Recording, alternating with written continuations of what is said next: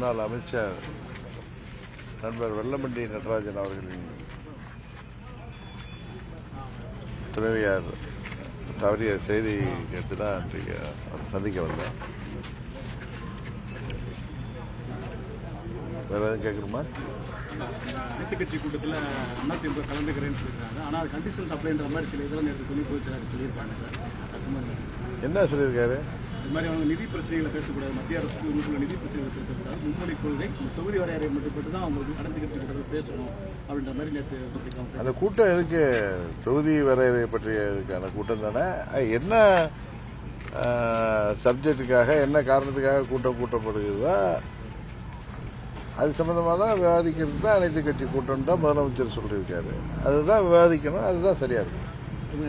மத்திய அரசுக்கு உங்களுக்குள்ள நிதி பிரச்சனைகள் பேசக்கூடாதுன்ற மாதிரி அது அதில் போய் இந்த கூட்டத்தில் அவங்க பேசுவதற்கான தேவையே இல்லை. அதிமுக கலந்து அது அவங்க ஏதாவது கண்டிஷன் போடுறாங்க. இது வந்து அந்த தொகுதி வரையறை சம்பந்தமாக எல்லா கட்சிகளையும் கூப்பிட்டுருக்காங்க. அதில் எல்லா கட்சியும் கலந்து தொகுதி வரையறை பற்றி டிஸ்கஷன் தான் இருக்கணும். அதான் இருக்குன்னு நம்புறேன். எங்கள் கட்சி அழைப்பு வந்திருக்கு. எங்கள் கட்சியிலேருந்து துணை பொதுச் செயலாளர் செந்தமிழன் கலந்துக்குவார், முன்னாள் அமைச்சர் செந்தமிழன். அதிமுக இது செஞ்சது வந்து எடப்பாடி பழனிசாமி தான் நீங்க தொடர்ந்து சொல்லிட்டு இருக்கீங்க, கபலீகரம் செஞ்சது. ஆனா இப்போ வந்து ராஜேந்திர பாலாஜி வந்து பேசியிருக்காரு. அவர் சொல்றதா எங்களுக்கு வேத வாக்கு. அவர் என்ன சொல்றாரோ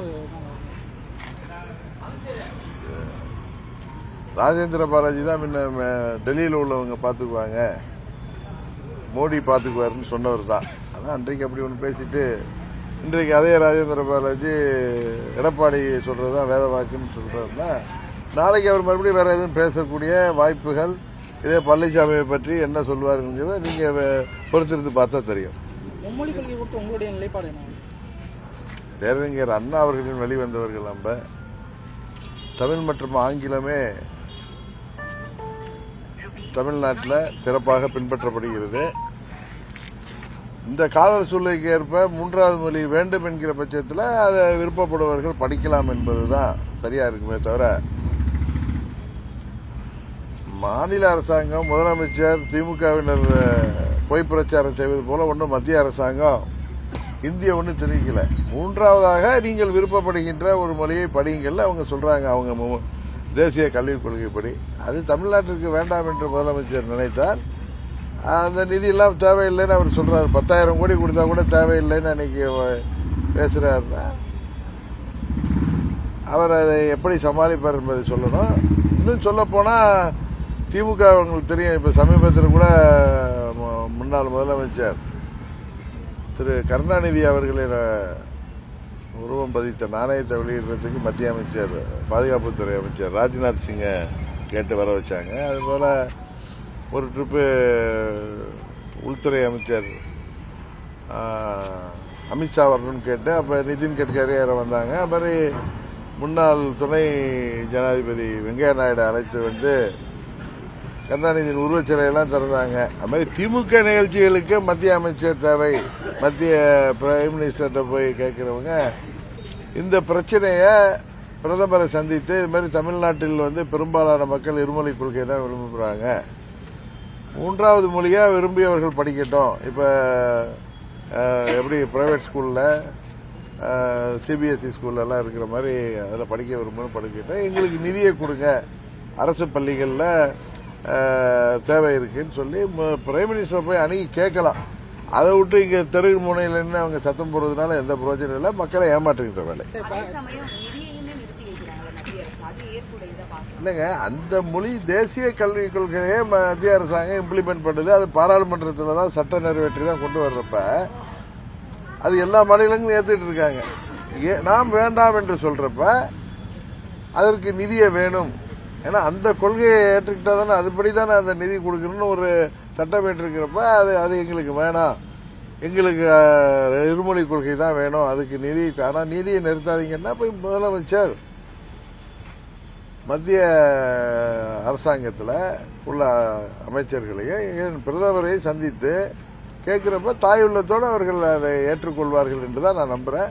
அதை செய்து விட்டுட்டு இதுல அரசியல் செய்ய வேண்டாம் என்பதுதான் எங்களுடைய கோரிக்கை. ஆனா இந்தி வந்து இந்தியாவோட தேசிய மொழி, இந்தியா முழுமையும் வந்து ஒற்றுமை நூல்ல வந்து இந்தி மொழி இணைக்குன்னு மத்திய அமைச்சர் செகாந்திர சிங் அப்படின்னு சொல்லியிருக்காங்க. அது அவங்களுடைய கருத்து. ஏன்னா பெரும்பாலான எனக்கு தெரிஞ்சு தமிழ்நாடை தவிர மற்ற எல்லா மாநிலங்கள்ல ஏன் தமிழ்நாட்டிலே இப்ப இன்றைக்கு முதலமைச்சர் நடத்துற அவங்க குடும்பத்தை சேர்ந்தவர் நடத்துற பள்ளியா இருக்கட்டும், இது வேண்டாம் என்று சொல்கிறவர்கள், 3வது மொழி வேண்டாம் என்று சொல்றவங்க வீட்டு பிள்ளைங்கள்லாம் ஹிந்தி படிச்சிருக்காங்க. நம்ம தான் ஏமாறுறோம். அதனால ஹிந்தி வேணும்னு விரும்புறவங்க ஹிந்தி படிக்கலாங்கிறது தான் தமிழ்நாட்டில் எல்லோரும் சொல்வதே. நிறைய பேர் ஹிந்தி படிக்கிறாங்க. நீங்க உண்மையை ஒத்துக்கிறீங்களோ இல்லையா, ஹிந்தியை நிறைய பேர் படிக்கிறாங்க. மத்திய அமைச்சர் சொல்வது இந்தியாவில் இப்ப தமிழ் ஒரு இணைப்பு மொழி வேணும், ஆங்கிலத்துக்கு மேல ஒரு இந்தியாவில் உள்ள ஒரு மொழி வேணும்னு அவருடைய அவர் தேசிய மொழிகள் ஒன்றுதானே இந்தியும். அதனால அவருடைய விருப்பத்தை சொல்றாரு. வேணான்னா நம்ம வேணாங்கிறதுல ஸ்ட்ராங்கா இருக்கும். எப்பயுமே ஹிந்தி தமிழ்நாட்டுக்கு வேணான்னு நம்ம முடிவு எடுத்திருக்கிறப்ப அதுக்கு உரிய முறையில் மத்திய அரசாங்கத்தை அணுகணும், பிரைம் மினிஸ்டர் அணுகுனா நிதி கிடைக்குங்கிறது தான் என்னுடைய எண்ணம். அதை தான் முதலமைச்சர் செய்யணும். கூட்டணி கட்சியா நீங்க எதுவும் சம்பந்தமா பேச வாய்ப்பு இருக்கா? முதலமைச்சர் போய் அதை பேசட்டும். அதுக்கப்புறம் நம்ம இப்ப எப்படி அந்த அரிட்டாப்பட்டி விஷயத்துல நாங்கெல்லாம் சேர்ந்து மத்திய அமைச்சரிடமும் திரு அண்ணாமலை மூலம் நாங்க அதை தமிழ்நாட்டு மக்கள் அந்த பகுதி மக்கள் விரும்பல, அது தேவையில்லை அப்படின்னு சொல்றப்ப அவங்க ஏற்றுக்கிட்டாங்களா. அது மாதிரி நாங்க தேவையான நேரத்தில் நாங்க நிச்சயம் முதலமைச்சர் போய் முதல்ல பார்க்கட்டும். அதுக்கப்புறம் நாங்கள் என்ன முடியுமோ அதை செய்யறோம். அதிமுக எதிர்கட்சியா இருக்காரு சட்டசபையில, ஆனா பிஜேபி கேட்டா நாங்க தான் எதிர்கட்சின்றாங்க. இப்ப நேற்று விஜய் கட்சி அப்படிதான் சொல்றாங்க.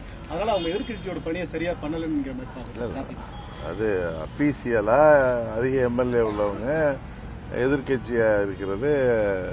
சட்டமன்றத்தில் எதிர்கட்சி அதிமுகங்கிறது எல்லாருக்கும் தெரியும். மக்கள் மன்றத்தில் அவங்க செயல்பாடு எப்படி இருக்குன்னு பாக்கிறப்ப அவங்க சரியான எதிர்கட்சியா அம்மா அவர்கள் எதிர்கட்சி தலைவராக இருந்தப்ப செயல்பட்ட மாதிரி படுறாங்களா? ஏன்னா திமுகவுக்கு பயந்துட்டு பழனிசாமி அடக்கி வாசிக்கிறாருங்கிறது எல்லாருக்கும் தெரியும். திமுக வெற்றி பெறணுங்கிறதுக்காக இரட்டை இலை இன்றைக்கு தவறாக பயன்படுத்தப்படுகிறது நான் பலமுறை சொல்லிட்டு வர்றேன். அவர் மீது வழக்குகள் வந்துவிடக்கூடாதுங்கிறதுக்காக அவரை அம்மாவுடைய கட்சியையும் இரட்டை இலையும் கேடயமாக பயன்படுத்திக் கொண்டு சுயநலத்தில் செயல்படுறாருங்கிறது தான் உண்மை. மீண்டும் பிளவுபடவா? அது தெரியல எனக்கு. அதை பத்தி ஜோசியெல்லாம் எனக்கு தெரியாது. நீங்க ஊடகத்தை சேர்ந்தவர் தான் சொல்லுங்க. சர்ச்சைக்குரிய வகையில் பேசின மாவட்ட ஆட்சியராக மாத்திருக்காங்க. ஆனா அதே சமயம் தர்மபுரி மாவட்டத்தில் திமுக மாவட்ட பேசியிருக்காரு. அவருக்கு இதுவரைக்கும் எந்த நடவடிக்கை இல்லை. எப்படி பாக்குறீங்க சார்? திமுகனால இப்படித்தானே இருக்கும். ஒரு கண்ணுல சுண்ணாம்பு ஒரு கண்ணுல வெண்ணெய் வைக்கிறது தானே அவங்க. இன்னொன்னு அவங்க பேசுறது ஒண்ணு, செயல்பாடு ஒண்ணா இருக்கும். கலெக்டரை மாத்திடலாம், மாவட்ட செயலாளரை மாற்ற முடியாத அளவுக்கு அவங்க குடும்பத்தில் என்ன பிரச்சனை இருக்குன்னு தெரியாது. அவர் ஒரு திமுகவா அங்க டாப் டு பாட்டம் திமுகவினருடைய மனநிலையை வெளிப்படுத்துற மாதிரி அந்த கிருஷ்ணகிரி இல்லையா அந்த மாவட்ட செயலர் பேசியிருக்காரு.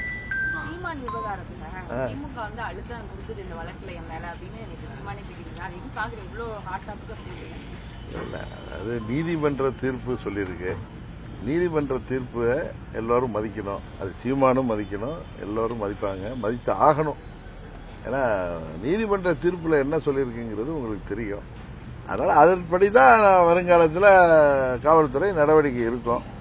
அதை இதுல அழுத்தம் கொடுக்கிறார்கள். இப்ப சீமான் அன்னைக்கு கூட அவர் இதுல பேசியிருக்கிறத பார்த்தேன். நான் ஒரு சாதாரண டைரக்டரா இருந்திருந்தா இந்த அரசாங்கம் இந்த மாதிரி செஞ்சிருக்குமா? இன்றைக்கு நான் ஒரு என்னமோ திமுகவே என்னை கண்டு பயப்படுது, அதனால நான் அப்படி கிடையாது. யாரா இருந்தாலும் சட்டம் ஒண்ணுதான். இவர் நீங்க சொன்ன மாதிரி சீமான் ஒரு கட்சி தலைவராக இல்லாம இருந்தா இது உங்களுக்கு பெரிய விஷயமாவே யாரும் நினைச்சிருக்க மாட்டாங்க. அது போல நடந்திருக்கும். இப்ப பாருங்க, கள்ளக்குறிச்சியில 60 பேருக்கு மேல உயிரை குடித்த அந்த கொடியவர்களை யாரு கண்ணுக்குட்டியா அவர்களா பெயில வந்ததை உங்களுக்கும் தெரியல, யாருக்கும் தெரியல. அவன் மறுபடியும் 2 பேர் உயிரை எடுத்திருக்கான். அதனால என்ன சொல்றேன்னா, சீமான் ஒரு சாதாரண நபரா இருந்தா இது மாதிரி நிகழ்வுகள் நிறைய தான் கேஸ்லாம் பாக்குறோமே. நம்ம இப்ப ஊடகங்கள்ல நிறைய பேர்கள் பாக்குறோம் இதே மாதிரி குற்றச்சாட்டுகள் வருது.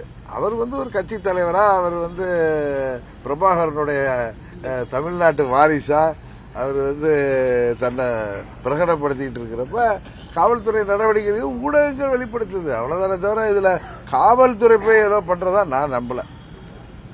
நீதிமன்றம் கேஸ் இவர் போட்ட மனுவை தள்ளுபடி செய்திருக்கு. அதுல நீதிமன்றமா கிளியரா சொல்லியிருக்கு. அதுபடி காவல்துறை நடவடிக்கை எடுத்து தானே ஆகணும். அதை அவர் ஃபேஸ் பண்ணி தானே ஆகணும். பிறந்த நாள் அப்பான்றது ஒரு ட்ரெண்ட் ப்ரொமோட் பண்றாங்க, எப்படி சார் பாக்குறீங்க? அதான் சொல்றேன், அன்னைக்கு என்ன கேட்டீங்க சொன்னேன், தாத்தான்னு கூப்பிட வேண்டியவரா இல்ல அப்பான்னு கூப்பிடுறது அவர் புலகாங்கிதம் அடைகிறாரு, அவ்வளவுதான் சொன்னேன். சரி வரேன்.